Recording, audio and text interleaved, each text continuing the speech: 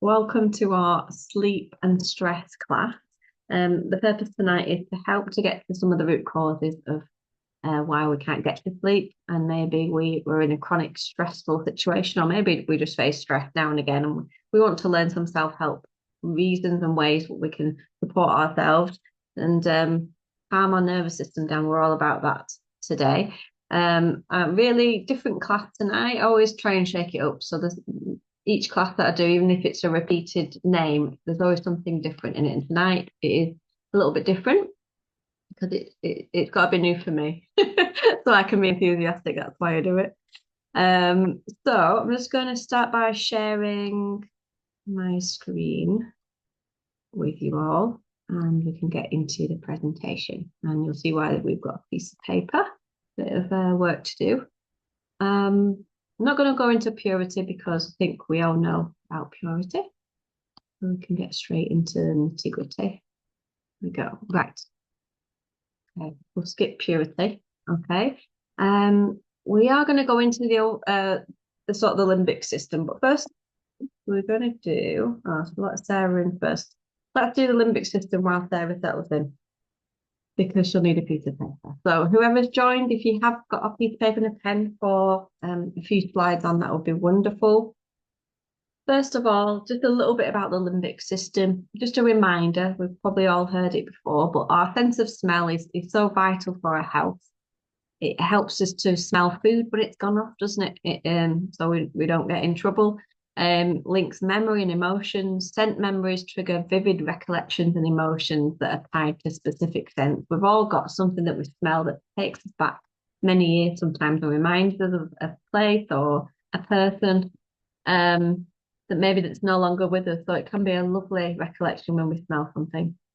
Now, functional MRI shows the amygdala and hippocampus are activated when we smell, connecting our emotions and memories. The limbic system rapidly links sense to memories, evoking intense emotional responses sometimes. So smell triggers stronger emotions than sight or sound, the only sense that has this trigger to the limbic system. Scientists are uncovering the extensive impact of the smell on our human health. And the olfactory receptors there, they play various roles in, they help to regulate heart function, cancer cell growth, skin cell regeneration, prostate health, and even appetite control and insulin secretion. So inhaling essential oils can evoke memories, positive emotions, and they can also influence our health through psychophysiological responses. Okay. And research has shown that certain essential oils can have a direct, give a direct sort of action. So, for example, we've got citrus oils like lemon, orange, tangerines, and they're strongly uplifting. When we inhale a citrus fragrance, it can help to normalize our neuroendocrine hormone levels and immune function. And this is a study that's been shown in people that are diagnosed with depression. It was deemed more effective than antidepressants. For those that know about rosemary, we know it's great for memory. It's called the herb of remembrance, and for good reason. Teen boys and girls aged between 13 to 15 experienced significantly improved short-term memory when they inhaled rosemary essential oils.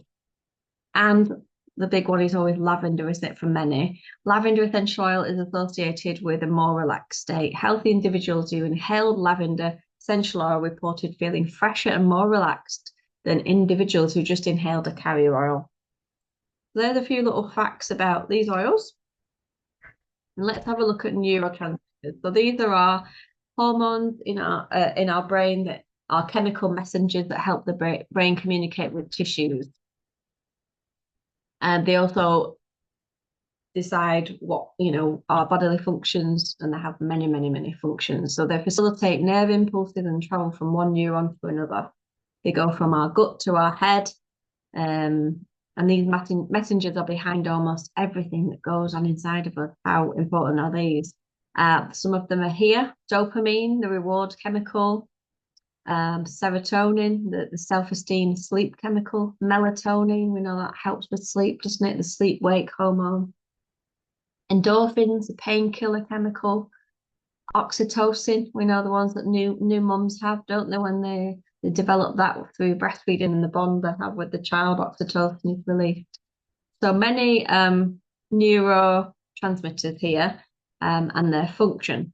And sometimes we maybe have too much or too little of a certain one, and that can really have an impact on our mental health as well as our physical health. So it's amazing how we can actually inhale an essential oil, obviously something that's pure, and we can increase one of these. And I'll show you on the next slide how that happens. So studies have shown that I'm not going to explain them all, but for example, serotonin, we've got lemon, lavender, wild orange, and bergamot there. If you can't see it, it's mainly lemon, lavender, bergamot, the yellow ones. So yeah, we can really help to sort of increase whatever. Oh, excuse me. Something's just gone off on my phone. Yeah. There we go. I don't know what happened there. Yeah, so we can really look at maybe where we are lacking in a certain, maybe we struggle with sleep, for example, and we want to increase our melatonin, then things like lavender, serenity, and balance would be great to go for. Endorphins, lavender, rose, and vanilla. This was all taken from a recent study that was done, an emotion course that I actually took. They went into the chemicals and in the laboratories. So I took this from here just to give you a little indication of how essential oils can, they're not just a nice smell, they can actually really interact with our brain chemicals and really help us in these various ways. And it just goes to show, just breathing in lemon, it can sort a lot of things out, can't it? Lavender covers a lot of bases there. So if we've got a citrus oil, if we've got a floral oil, a grounding oil, it can cover a lot. We've got rosemary there, lavender, lemon, bergamot is a really good one for many things. Clary sage there. And this is not limited. You can do your own research and just sort of research what essential oils can interact with our neurotransmitters and increase them. There'll be lots of PubMed studies and all sorts of scientific documents to do your own research on what oils can help melatonin, etc. This is just a little sample. Okay, so managing our emotions, we're going to get into the nitty-gritty because the purpose of this class is not just to sort of put a plaster over our emotions, just think, oh yeah, you can feel happy for 2 minutes. We want to get to the root problem and, have a bit of a lifestyle, over,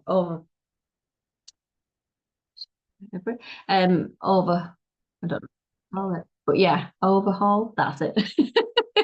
A lifestyle overhaul. So, but just just have a look at this. You've probably seen it before, the wheel, and we know that the various essential oils that we can inhale can give us a sense of safety. If you think of On Guard's got citrus, spice, and herb in, and many people say it makes them feel safe, and on an emotional level, for example, because it helps your body feel safe as well with your immune system. So they can really, even if we're taking oils for a certain thing, for example, the Breathe or the Air oil that's got eucalyptus and the other air opening oils, that's really good for grief and our lungs. We know we hold grief in our lungs. So it can be very comforting. The minty oils and tree oils in the air that can be really comforting for those that are grieving.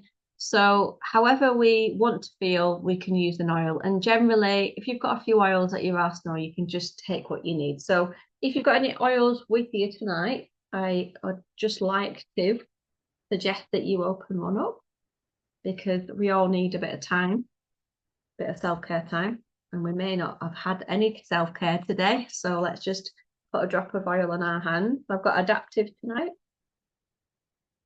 The Calming Blend. Let me know what you've got in the chat if you can. I'm just going to rub it in my hands and inhale. Big deep breath.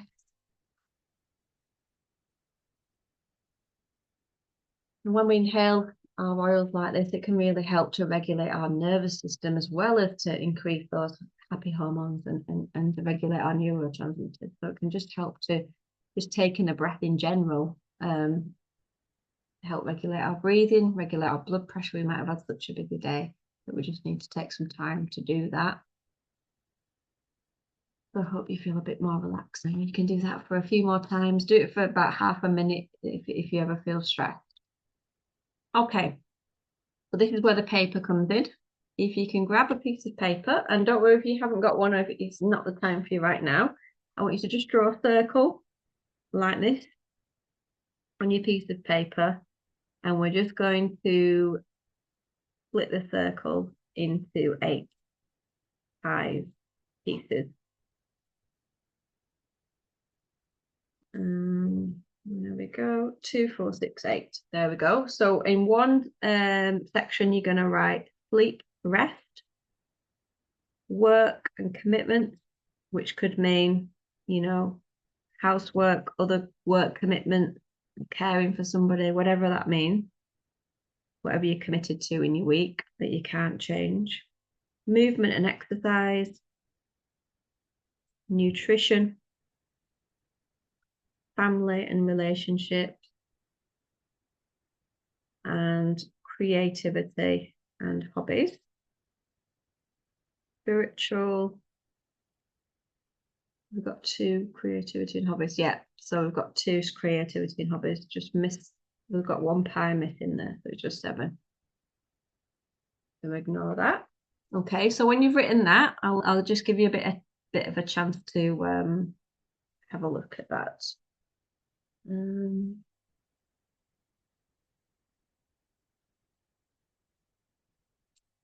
when you're ready, we're just going to score each section out of 10. Okay, as in how much balance there is in this section. For example, 10 would be you've got the perfect balance. So for example, it could be that nutritionally you eat very well, you take what supplements you need, and you're sorted with that. Or it could be, for example, with work and commitments that you're working too much and it's impacting a lot of other things. So you maybe want to put a 2 there. So just putting a number to score each one will just help us to look at what is going on in our whole life and maybe what needs a bit more. And I just remember, just for one moment, sleep and rest. Right, instead of that blank one, we're going to put self-care in that one. Even though we've got sleep and rest, I think self-care will need to be put in there. So if you just pop self-care in that other blank square, and I'm just going to give you a few moments to just score yourself. So 10 being perfectly balanced, and 1 being I need to sort this section of my life out. So I'm just going to do mine now.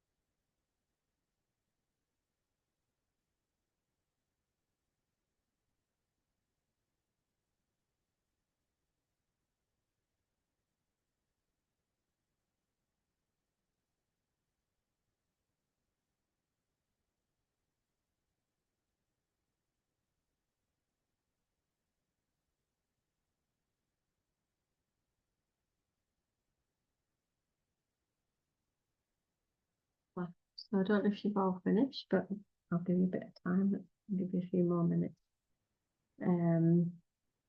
So just have a look at that, reflect on that. And feel free to share if you want to. It can be quite personal, but if you're happy to share, I think my worst one is the creativity hobby. I've got that very low, so that's definitely something that I don't make time for.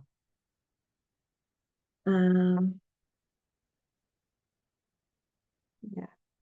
So once you've marked yourself out of 10, have a look at which areas you feel you maybe want to focus on more, the lower numbers. What areas do you feel stretched in your life? What areas are you low in, which means you're doing maybe not enough of or too much of? And out of the whole of that, a lot of your life evolves around these things. If you could shift one area, which would free up the most energy for you?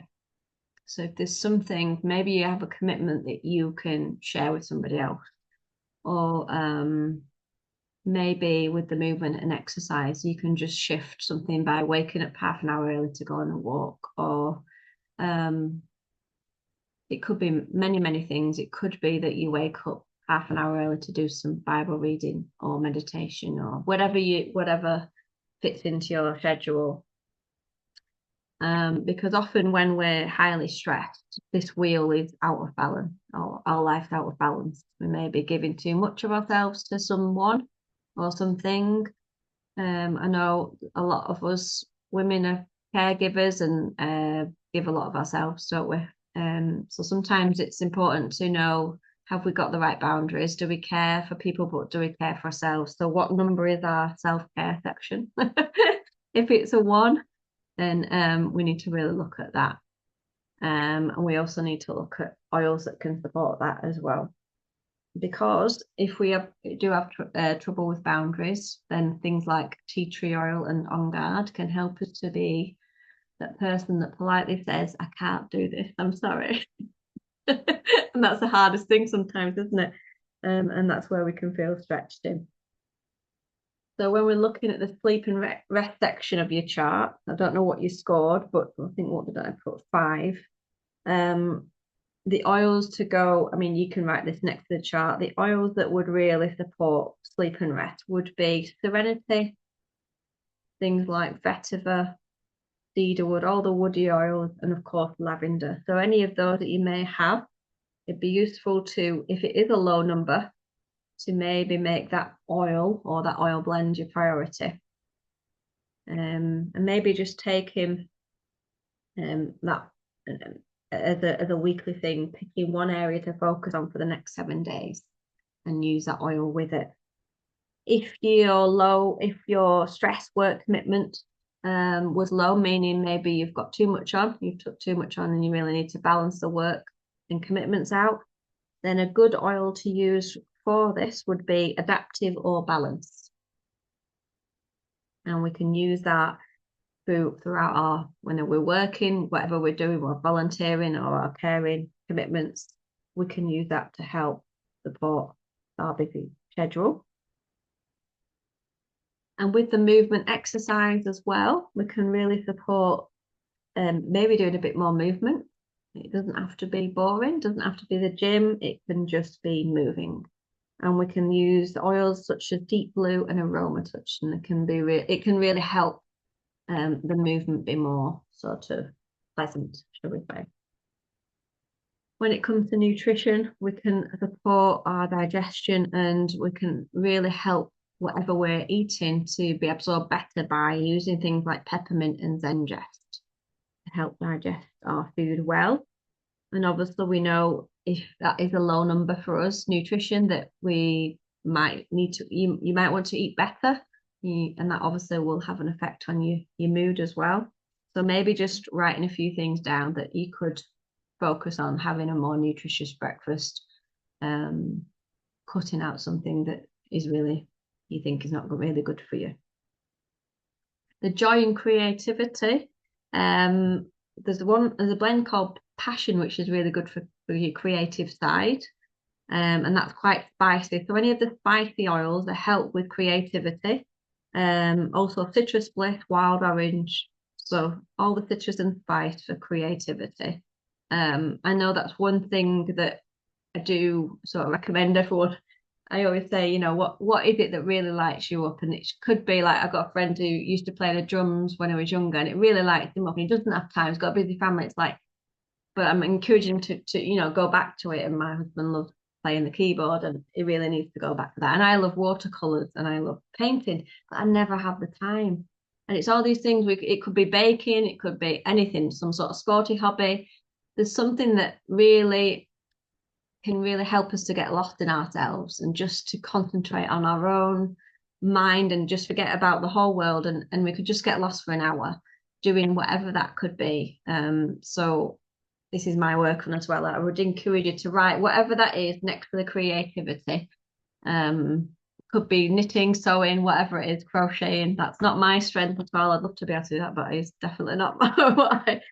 So we've all been given a gift in creativity, whether it's music, art, or baking, or whatever it is, dance. And that will really help us with stress as well. Um, and I think, yeah, that was the end of the wheel. So hopefully that might just give you a little bit of a push in the right direction if there's areas that you think. One of mine was actually a few years ago. I did this, I've done it again since. It's good to review these kind of wheels with the relationship, family relationship. I wasn't having people around, and one of my goals was to get a big table and have friends around more often. And I've achieved that now, and I'm fulfilled in that wheel, side of the wheel. So there's always something to balance, isn't there? And it'll really help us to live a more fulfilled life. Okay. So going to the sleep section, that might be on your low list in your little chart. We know it's important to get into a good rhythm. And we know that when we wake up in the morning, that's why it's a good time to get out. If we expose ourselves to plenty of natural sunlight, it can really help our clock to kick in. So light exposure influences circadian rhythm, making natural sunlight exposure in the morning and limiting screen time at night so beneficial for our sleep. It really regulates our internal clock. Can't even say that in the brain's super chiasmatic nucleus. I'm sure Emma would have been good at this, our brain specialist. Um, but yeah, hormones like cortisol promote alertness in the morning. Have you often find that cortisol kicks in when you wake up? That's why sometimes, even though you naturally think, "Oh, I need coffee," you actually don't need it until a little bit later. It's just a habit sometimes, because cortisol's already running. Circadian clocks control our hormone production, fat metabolism, and immune system activity. So we need to really regulate our day-night cycles. Imagine, for example, you spent your whole day indoors. What would your body think, especially when it's getting dark all the time? Just think it's nighttime all the time. You'd just be very sleepy, and also your nighttime sleep would be affected. So as much as possible, even if it's a cloudy day, you'll still get the rays, and that would really help to reset your circadian rhythm. So as much exposure to the sky as possible. If you learn nothing from this class tonight, especially when it gets into winter, we'll get into seasonal affective disorder because a lot of people indoors with artificial light. I'm not saying there isn't good in artificial light, because some of these lights can help, but definitely get a bit of daylight naturally.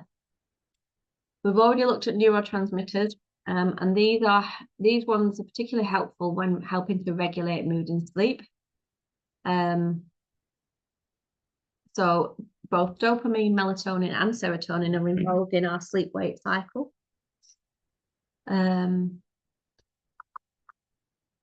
Yeah, so it's really interesting. One of the most important chemicals involved in this process is melatonin. Some people take it as a supplement, don't they? A hormone that makes us feel drowsy.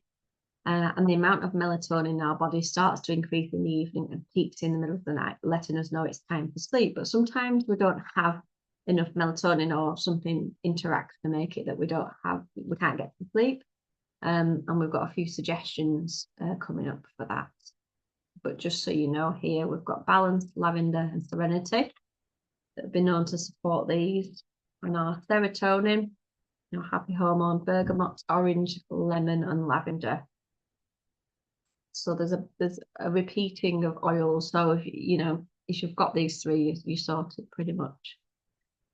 There we go. This is the clock, the body clock that relates to what time we may be waking up in the night. So let's say we wake up 3 a.m. every night.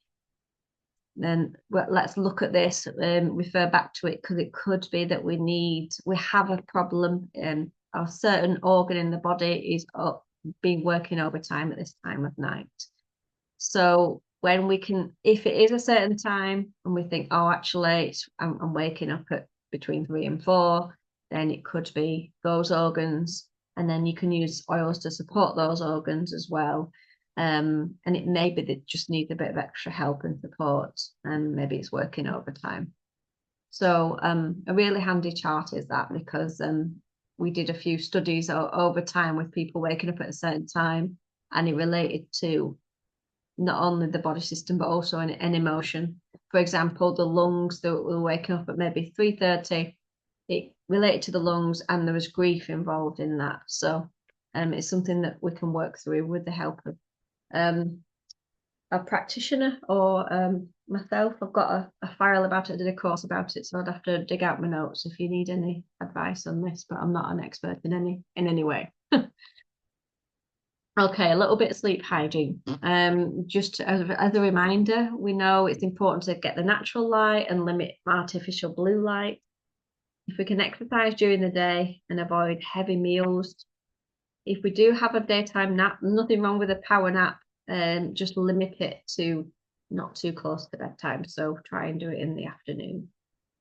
Some people can't have nap at all because it destroys their evening sleep. So it's entirely personal, isn't it? Try and maintain a consistent schedule. Often you find that no matter what time you go to bed, you wake up at the same time. So it's important to get enough sleep, isn't it?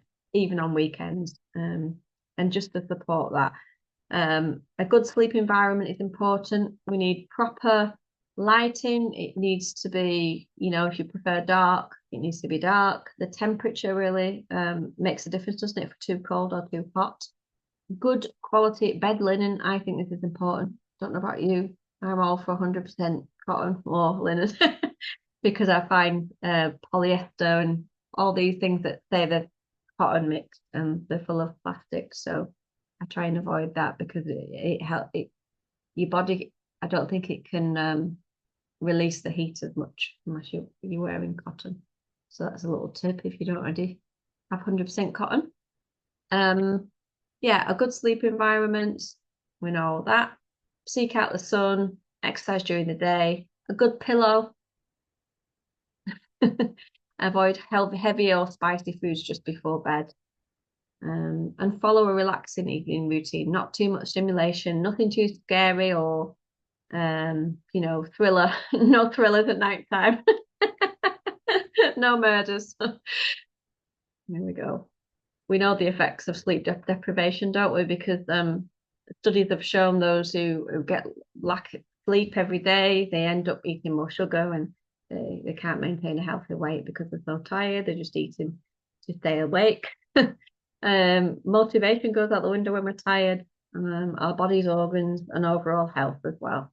Reaction time, driving safely as well. So it's really important, isn't it? We get a good night's sleep and stay asleep. And we've got some things to help with that. That's just a bit of a summary. I think we've done that. Yeah, avoid stimulants. Okay, so which essential oils can help with sleep the most?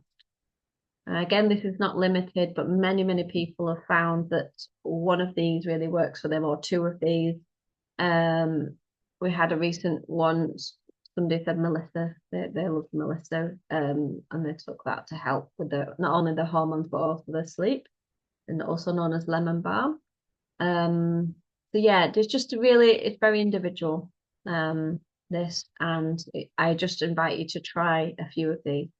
By just rubbing it onto your feet, on the tops of your toes, especially where the brain is on your big toe, your reflex point. Inhale it, have the diffuser running half an hour before bed, get a warm drink that's relaxing, and set yourself up, because that routine will start to your brain will start to kick in and think, oh, it's relaxed time now. So it's really important to set the scene for your bedtime. Okay.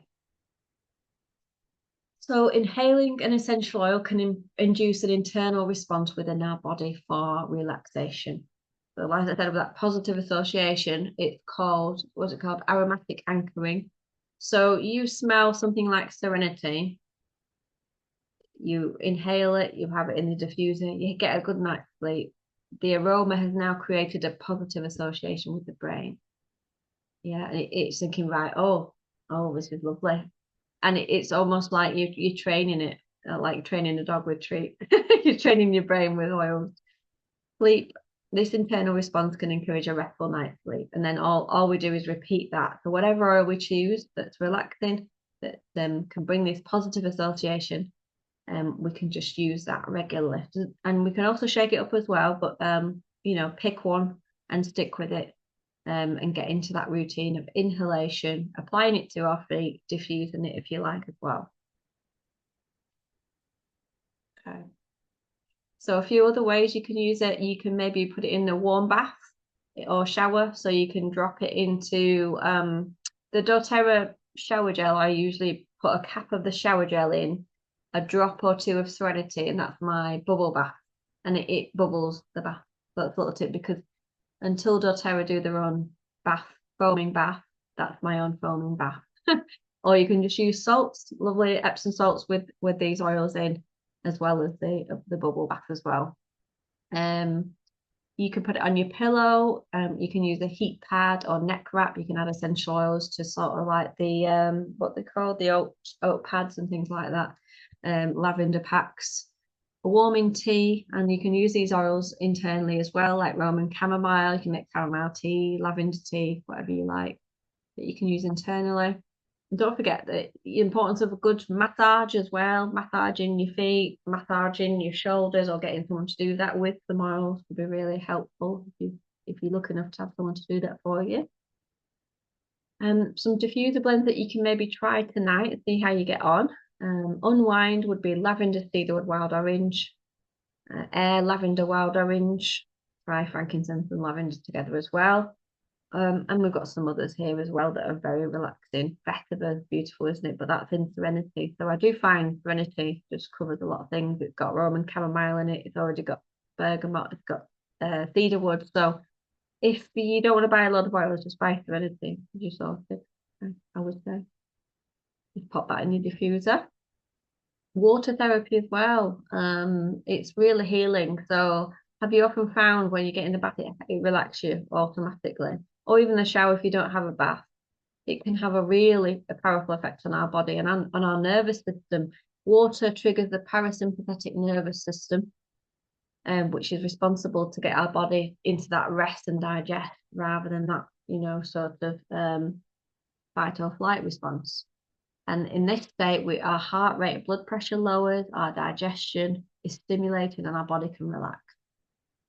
Have you ever found yourself really, really tired when you've been swimming? It's the water therapy. I'm just knocked out when I'm swimming. So a really good way of using essential oils in the bath, on the shower floor, adding it to our shampoo and conditioner at the end, and relaxing oils. Like if you've got the doTERRA body lotion, you've literally got a different lotion every day because you can add whatever you want. Lang Lang one day, Serenity another day, and you can massage it after your bath, and then your body's already relaxed anyway. So I guarantee that you're definitely going to be more relaxed than before.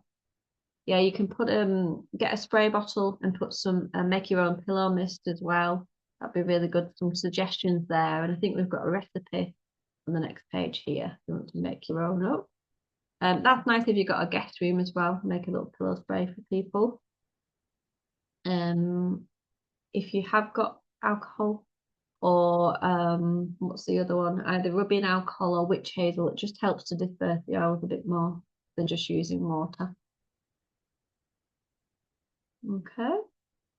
So some more suggestions. Topical application. We mentioned the bottoms of the feet, neck and shoulders, temples and wrists, back of the legs and feet, and making a warm tea with things like chamomile, lavender, honey, lemon would be really relaxing.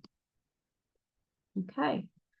What I found amazing is obviously we talked about balance a few times with it helping with the neurotransmitters. Because sometimes you think, oh, I'm overwhelmed, I don't know which oil to use. Well, balance kind of covers a lot of things. It promotes a whole body sense of relaxation and evokes feelings of tranquility and balance.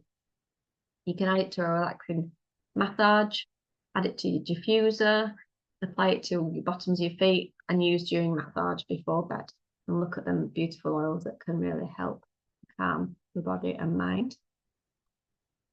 The air blends, we know some people don't get enough oxygen, do they, when they're sleeping? So it's really important if you struggle with breathing problems or you've been known to snore, it's important to use air just so you can get enough, just before you go to bed, deep inhalations of air, and then pop it on your feet. Get it in the diffuser, so you're breathing it in before you go to bed. You can diffuse it intermittently if you wish all night, but that will really help increase the air that you're getting into your body. And then you'll wake up feeling hopefully less groggy because you had better air. I'm amazed at the Serenity Restful Complex. Now they've changed the ingredients slightly, and they've added tart cherry extract. So if you like doing your research, if you research tart cherry extract, I was watching an old drama, and there was like a doctor from the 1700s, and he was recommending all these herbal things. And one thing he said was, take some tart cherry. And I thought, tart cherry. So I had to do some research and realised why doTERRA put it in the Restful Complex, and I'll tell you why. Basically, they are herbal soft gels that you can take half an hour before bed or just before bed, and they can really help to get you a longer sleep, a heavier sleep, but not to wake up groggy, wake up refreshed and having a deeper sleep. That's what I find personally, and some that have suffered with insomnia found this works for them. Bearing in mind, it doesn't solve everything. So all these oils we've mentioned, some people have sorted a sleep out with one of those oils. Some people it's been Serenity. So I'm not saying this is going to work for you, but it's worked for many. So it's worth a try. And we can certainly give you a trial run of these if you wish. What I looked at about tart cherry extract was it was a PubMed article, and it said that those that took this for 7 days had a higher urinary melatonin and improved sleep parameters. So they had longer total sleep time, more time in bed, and better sleep efficiency. A pilot study reported that tart cherry supplementation increased sleep time and sleep efficiency, reduced inflammation, and what's it say as well? From those findings, plausible reasons why tart cherry extract might be helpful. Melatonin content and boosting melatonin metabolism can help regulate our sleep-wake cycle. It can reduce inflammation and oxidative stress, which are known to disrupt sleep. So reducing them helps the nervous system relax. So it's all about regulating our nervous system, isn't it? And this will help our mood, calmness, and sleep. So I always think, try it. Obviously, we know the power of the limbic system, as we've learned tonight. Breathing that in can help to calm our nerves internally, with our emotions, but also taking something to calm the body, like a supplement like this would be really useful. Have you ever tried just lavender oil in a capsule, veggie capsule, or in a tea? You know, it's suitable for internal use, as is Roman chamomile. So give it a go. You could try internally, you can try topically, you can try aromatically, but imagine if you tried all three. See how you get on. And we've got, of course, the Restful Blend, which we've talked about. It's got all those relaxing oils together, and that could be really useful. If you do wake up in the night, let's say you've gone into this lovely sleep routine that we're recommending, you wake up in the night still, then I would really encourage you to have it next to your bed, whichever oil you're using, put a drop on in the middle of the night and breathe it in again. And that will help you to help your brain to just get back into, oh yeah, I know it's sleep time. Come on, get back to sleep. So you can have it in your diffuser as well. And it's useful for the kids as well, Serenity. You can use it on the kids, just dilute it a little bit more. apply it to their feet for a good night's sleep as well. But definitely, if you wake up, make sure you breathe it in. Keep doing it as many times as you wake up. Just keep breathing it in. This was interesting. Just one more study, I think, and then we're finished. Lavender and Roman chamomile. A study with, this is in the Serenity blend, with 56 intervention patients in an intensive care unit found that a blend of lavender, Roman chamomile, and neroli decreased anxiety and improved sleep quality when compared to conventional nursing intervention. Coronary. 60 nurses with shift sleep schedules were found to have better quality sleep after inhaling lavender essential oils. And one of the reasons for that is a linalool, which is found in things like bergamot, which we know is relaxing, lavender, jasmine. Linalool is known in Brazilian folk medicine as a sedative. It induces sleep or sedation. So we're not just making it up as a relaxing. It's like proven. Esters are the most calm and relaxing constituent in essential oils, and they can be found in bergamot, lavender, ylang ylang, jasmine, Roman chamomile, and clary sage. Okay. Sleep suggestion: take a soft gel before bed. Take another if you're not getting to sleep or you wake in the night. Use Serenity, lavender, cedarwood, wild orange, or frankincense. Apply a drop of any of the above or two to the palms of the hands. Rub together, cup over nose and mouth, and take deep breaths. Rub the remainder on the back, neck, pillow, feet, and repeat if you wake up in the night. So I'd invite you to try that tonight. Even if you don't have a problem with sleep, it's just going to help your body relax more. I think that's it. Just going to stop sharing. Thank you for listening, and I'll open it up to questions. Oh, I'm intrigued to see what